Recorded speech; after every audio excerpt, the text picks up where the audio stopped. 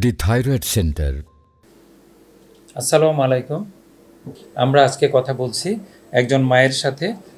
ওনার বয়স 37 বছর। ওনার একটি বেবি আছে, তার বয়স 8 বছর, ছেলে বেবি তানজিম। আমরা একটু মায়ের সাথে কথা বলছি। মা, আপনার থাইরয়েড সমস্যা কত বছর? আমারটা ধরা পড়ছে তো 24-এ।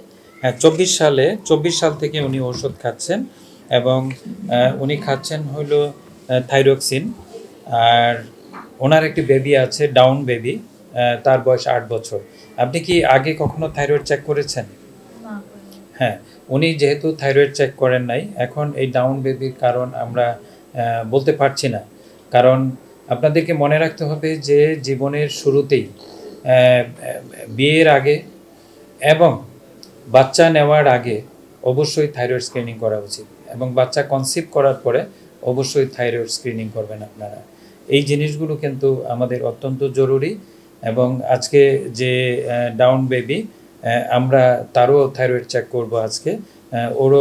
ওর কি আগে থাইরয়েড পরীক্ষা করা হয়েছে? তখন কি সমস্যা ছিল? হ্যাঁ, ও একটা ট্যাবলেট খায়। কতটুক খায়?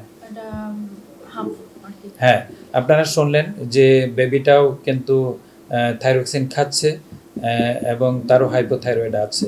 তো এখন তার কনজেনিটাল হাইপোথাইরয়েড কিনা এটাও ঠিক ডিটেক্ট করা সম্ভব হয় নাই। আজকে ওনারা নতুন এসছেন।